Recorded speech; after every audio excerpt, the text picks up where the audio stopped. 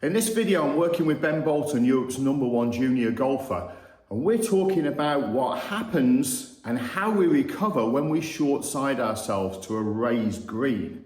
Now, Ben plays a lot on links golf courses, and this is a shot he really needs in the armoury.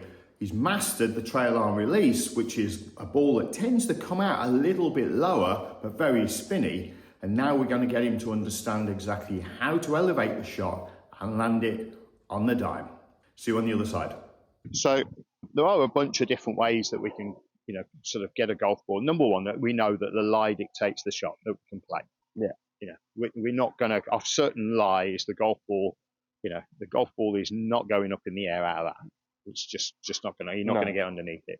One of the common factors, you'll see a lot of players doing is very low hands, so they're then trying to pop it. And that's what we've talked about that in the past. And then you get right the way down there. And again, the lie and the club has to allow you to do that. And you can see how you can pop the golf ball up a short distance in that manner. You can also do it by creating a spin axis on the shot, which will give you real elevation, but not massive a distance. So I might end up hitting this a little further than that last shot, in the first instance, but we're using the toe and the hands to create, so the hands going forward to create spin axis, and we're using the toe then down on the ground, and then we'll cut across it. So this is when you literally have no choice; it has to go up. Yeah. But again, that might be because you've got to cover something. You might huge elevation for a start, and you need to stop it. The only way you're going to stop, green that's 10 feet in the air. Listen, when you're playing Hoylake and places like that, where you're down below the surface of the green, thinking, is it 10 or it's the 10th, isn't it? Yeah. Down on that left-hand side, we've got that big ball off on the left.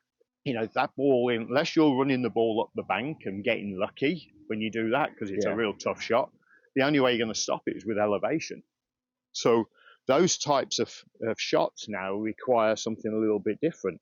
So again, really soft hands, that's the first thing, right? Hands forward, that's going to give you the spin axis.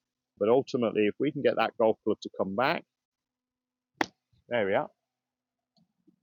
So now we're using the elevation, creating the spin axis and an elevation. So again, lie of the club helps. With strike is probably going to come out the toe because we've got the club down on the ground in the toe area. And then from there, hands in front, across the ball, and we get that little bit of extra elevation on it. You can see it stopped within about a yard. All right, so go on, you're the expert when you can come to these shots. Half decent lie you can get underneath the ball with. Let's give that a go. So it's hands in front, face open first, hands in front. So you're laying that club well down. And of course, you can do this with bunker shots as well. How's that feel? Weird? Yeah. Good. All right. And across the ball, so you're literally going to play hard across it. That's it. All right. Not searching. Do you hinge it? Yeah. Yeah. Oh, okay. Yeah, you can play a little bit more hinge on this. Yeah. Yeah. So as you're coming through here, hands are in front, and then it is literally that action through the ball. So the club is popping down. It's still very much a trail arm release, but you're doing it with the hands in front, so you're getting that spin axis on it. Better. A bit clunky, wasn't it? So, but get that club flatter.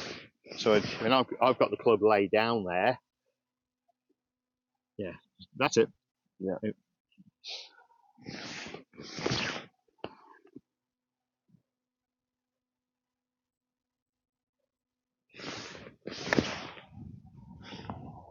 Now, not as high as you probably want it, but look how much spin you've got on it. It's like these are pretty tight lies as well. Yeah, they're not. A bit more linksy because we've got a bit of moisture in the ground overnight, but there we go. Just like, yep, real spinny coming in, descent angles coming in pretty steep, and that's your key really, is making sure that you're using the height, but you're doing it with a little spin as well. If you're cutting across it, it's giving you that opportunity to be able to create the spin as well as obviously the elevation. like that. There we go. and that stopped within about a yard. Yeah.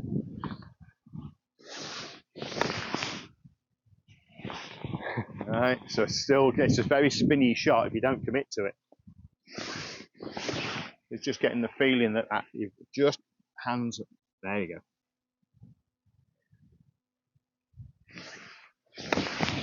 There we are.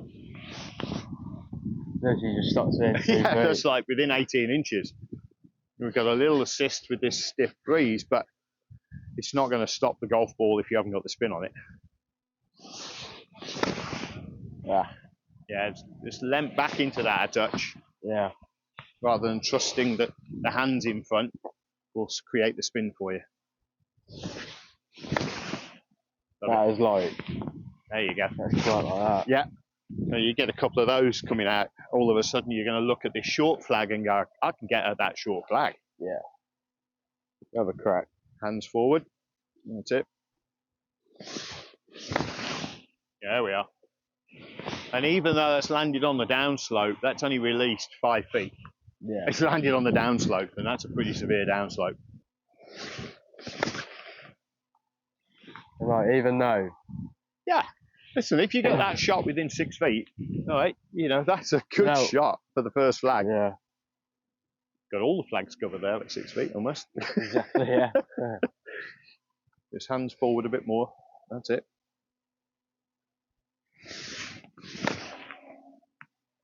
Off, there you go. Great bounce. Well, yeah. No, but that is good. He's been brave to get those hands forward.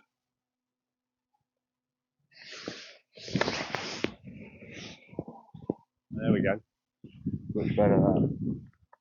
And again, so the lie dictates whether you can get underneath it. The club you've got is also going to dictate what you've got. You know, you've got proper low bounce wedge there. Yeah. I've got the same, you know, I've got 8 degrees of bounce on mine.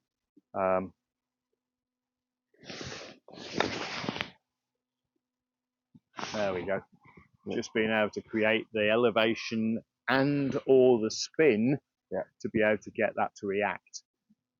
The grooves need to be clean because, you know, you can't be playing them with, you know, with heavy, you know, sort of We'd never be playing. dirty grooves. But at the same time there, we haven't cleaned the grooves subsequently and we're still seeing lots and lots of spin. Yeah. So that all the characteristics of the angle of attack, the fact that the club is so far forward, you know, as you're working the club then across the ball, you're going to see that golf ball come out. If you've got enough bounce on your club in the bunker, you will also be able to play the shot out of the bunker. There's got to be there's a little bit of a trade-off, you know, but at the same time, if you get a little closer to the ball, so we know working with bounce on wedges, that a lot of bounce would come in behind the golf ball a little bit more. We can come in behind the golf ball a little bit more.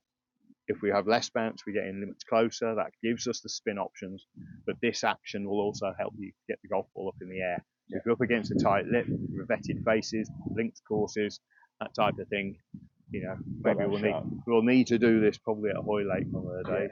Set the cameras up. A lot of places you can do that around there. Oh, isn't there just? So, yeah, as you know better than I do. But crucially, there you go. What a weapon that shot is for you.